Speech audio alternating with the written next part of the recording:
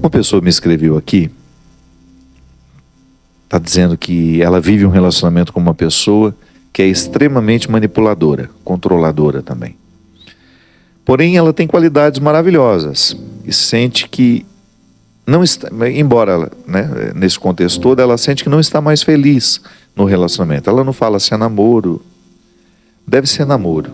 Gosto muito dele, padre, mas acredito que como casal nós não damos certo. Porém, ele me ajudou muito e sempre fala que perdeu tudo, até a filha dele, para ficar comigo.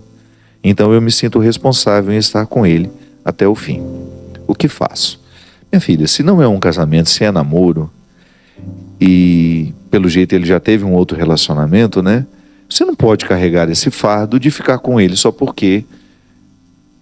Enfim, a gente só é justo permanecer num relacionamento quando nós nos fazemos bem. Aliás, muito casamento não dá certo por causa disso. E se você vai analisar, o casamento nem aconteceu de verdade. Porque as pessoas se equivocam muito, né? O padre que celebrou meu casamento. Não, nós não celebramos o casamento de ninguém. Nós presidimos. Quem celebra são os noivos.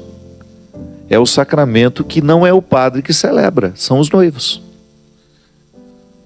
Quando eu tenho a responsabilidade de sacramentar a união de duas pessoas, eu estou ali representando a igreja que reconhece que o matrimônio, que o sacramento está sendo celebrado entre aquelas duas partes. Então já começa por aí. Às vezes as pessoas vão para o altar, sobem naquele altar sem nenhuma consciência disso. Despreparadas, sem condições de assumirem o compromisso. Então precisa ser analisado com muita calma. Mas qualquer relacionamento, de maneira especial o namoro, que é o tempo justamente da descoberta, é preciso ver com muita serenidade, com muita lucidez, se aquilo que nós estamos vivendo agora é o que a gente quer para a vida toda. Tá certo que as pessoas mudam, você não tem garantia de que aquilo vai ser a vida toda. Mas pelo menos o elementar do caráter do outro você precisa ter contato para saber se aquela pessoa é uma pessoa com quem você possa dividir a vida. É muito difícil ter um relacionamento com uma pessoa controladora, manipuladora. Por quê? Porque nós temos necessidade da nossa individualidade. Por mais que a gente seja plural, essa pluralidade só funciona quando o individual está sendo respeitado. O singular não se desfaz quando a gente se torna plural. A singularidade ela é preservada. O relacionamento só é saudável quando a singularidade é preservada. E somente no exercício da singularidade é que nós sabemos ser plurais. Então tá bom. Eu tenho toda a minha... Até no relacionamento de amizade. Sou amigo do Christian, as nossas singularidades são preservadas. O Christian, por mais que ele tenha influência sobre mim, ele não pode me descaracterizar. Às vezes, em nome do amor, nós queremos descaracterizar o outro. Nós queremos moldá-lo de acordo com as nossas expectativas. Isso não é amor. Isso é crueldade. Para aí está aquele livro ali, ó. Quem me roubou de mim é um livro em que eu trato justamente dessas questões. Quem me roubou de mim? O sequestro da subjetividade e o desafio de ser pessoa. É um livro que já vendeu quase 2 milhões de cópias. Graças a Deus, muita gente teve a sua vida transformada a partir desse livro. É muito perigoso, em nome do amor, nós colocarmos o outro dentro da nossa caixinha de expectativas. O outro não tem a obrigação de corresponder às nossas expectativas. Agora, se por acaso nós nos encantamos com aquilo que o outro verdadeiramente é e nos dispomos a viver ao lado dele, seja para namorar, seja para se casar depois, ou seja para viver um relacionamento de amizade, aí sim, eu sei que vou lidar com aquilo que eu posso não engolir muito bem, mas que eu sei que faz parte do pacote. O outro não é só virtudes, o outro não é só defeitos. É um misto. Tem de tudo. Ele é defeituoso, ele é virtuoso. Só que eu escolhi. Então eu vou ter satisfação de conviver com as virtudes e também vou ter de ter paciência com aquilo que eu sei que é defeituoso. Claro, minha gente, que se eu puder ser corrigido positivamente pelo outro, eu quero. O outro chega na minha vida, então ele começa a me ajudar a lançar luzes sobre aquilo que em mim não é virtuoso e começa a me ajudar a transformar isso. O problema é quando nós temos o outro querendo nos aprisionar e transformar nossas virtudes em defeitos. Ou então aniquilar as nossas virtudes. Quantas vezes isso acontece? Marido que exige que a mulher não trabalhe, que ela deixe de ser quem ela pode ser, que faz exigências cruéis de aniquilamento da personalidade. Isso não é justo.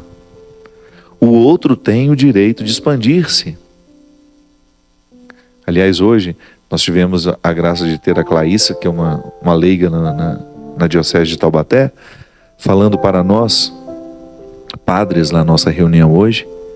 Tivemos a reunião a manhã toda. E teve uma coisa de tudo que ela me disse que me chamou muita atenção.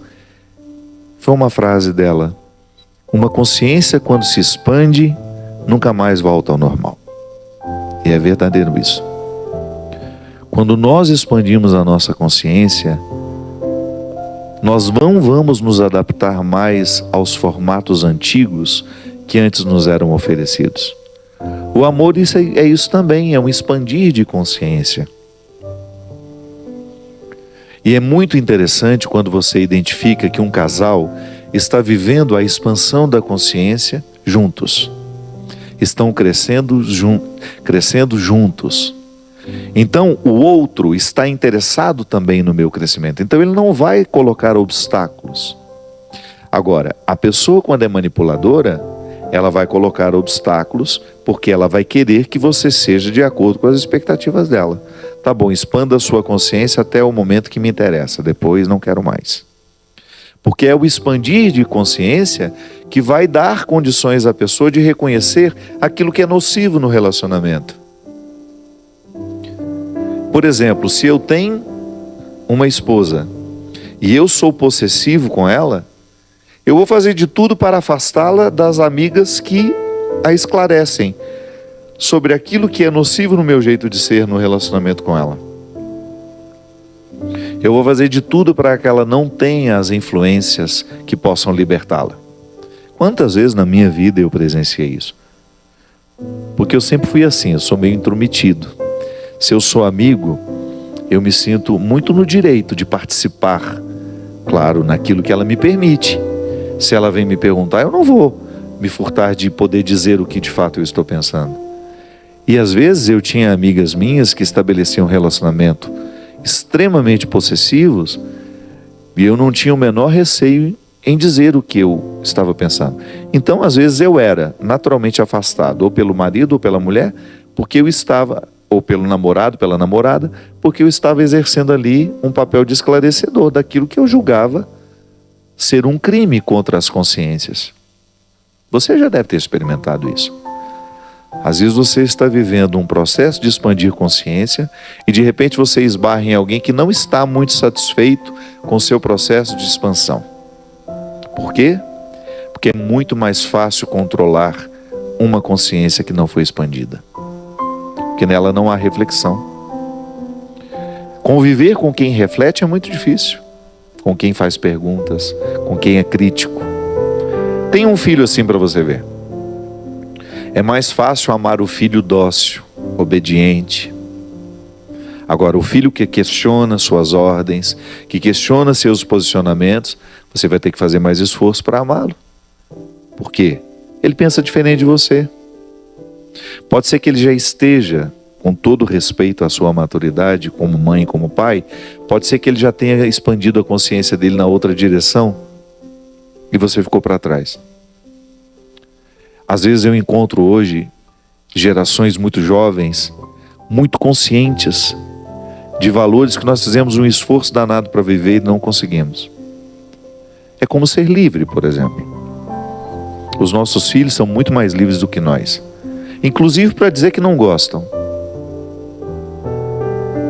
Tá muito difícil. Hoje a gente falava sobre isso lá na nossa reunião. Manter os jovens na igreja não é fácil nos dias de hoje. Porque nós somos mantidos porque nossos pais nos obrigavam a ir. Não sei qual foi o resultado disso. Algumas pessoas chegaram a descobrir Deus nessa obrigação, outras não. Descobriram apenas a obrigação da religião. Os nossos filhos hoje dificilmente vão à igreja porque nós estamos obrigando. Se a gente não mostra o valor de tudo aquilo como resultado final, eles não irão. São consciências diferentes. São mais livres. E pode ser porque a gente não tenha... nós não sabemos como lidar ainda. Eu gostaria que todos eles estivessem dentro da igreja, ouvindo a parte boa das coisas, né? O ruim não. Porque às vezes nós somos muito cruéis com os nossos discursos. Às vezes nós erramos muito como evangelizadores. O bom da igreja quando eu digo o bom do que nós podemos oferecer como igreja, é o coração de Jesus. É o seu código de verdades.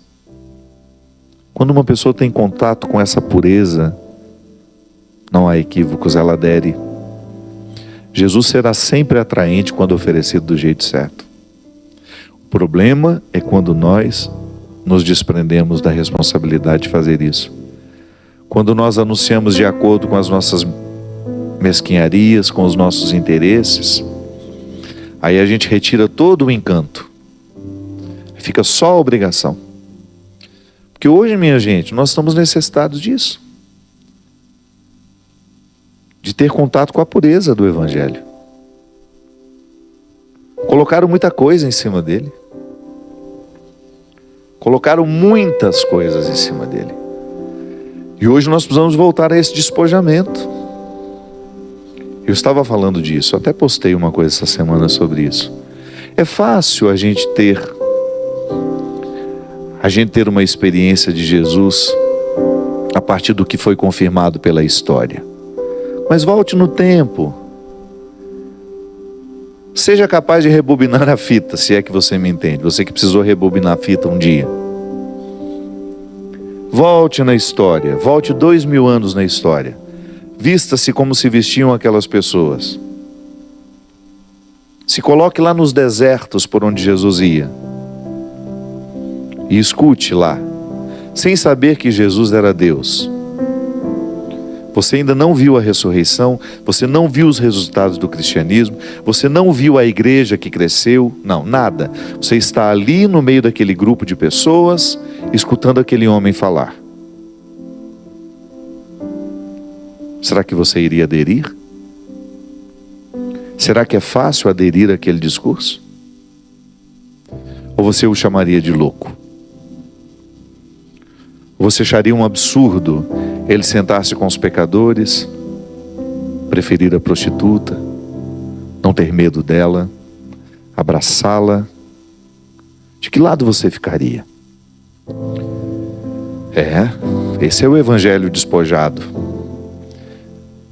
Sem a glória dos altares, sem a beleza das catedrais. É o evangelho em seu estado puro, em seu estado inicial, original. Eu me pergunto o tempo todo, se eu voltasse no tempo e tivesse a oportunidade de encontrar Jesus, como Pedro o encontrou, como João, como Tiago, Bartolomeu, como eu reagiria ao seu ensinamento? Eu quereria continuar ao lado dele? Ou eu me juntaria aos fariseus que o criticavam?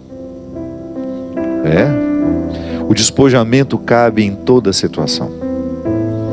Despoja-se, até mesmo daquilo que você já viveu no seu relacionamento. Tudo aquilo que vocês experimentaram juntos, volte à origem. Tente voltar à origem, para ver o que uniu vocês um dia. Se aquilo que uniu continua sendo preservado, se aquilo que uniu foi cultivado. Sim, porque modifica. O amor que a gente sente vai sendo modificado pelas etapas da vida, mas há um fio condutor que não muda, e é ele que faz com que a gente não se separe. É ele que faz com que a gente continue tendo respeito pelo outro. É ele que faz com que a gente não queira oprimir. É ele que faz com que a gente seja eternamente um promotor da liberdade do outro. Que amor é isso, minha gente? É cuidado. É cuidado diário, para que ele não vire uma neurose, uma obsessão. Não é fácil, né? Mas também não é tão difícil assim. Você conta com a graça de Deus na sua vida, derramando luzes sobre a sua consciência, proporcionando-lhe a feliz oportunidade de saber separar o joio do trigo. E tudo isso sob a certeza de que Deus lhe ama. Não tenha medo dos seus erros. Aprenda com eles e supere-os.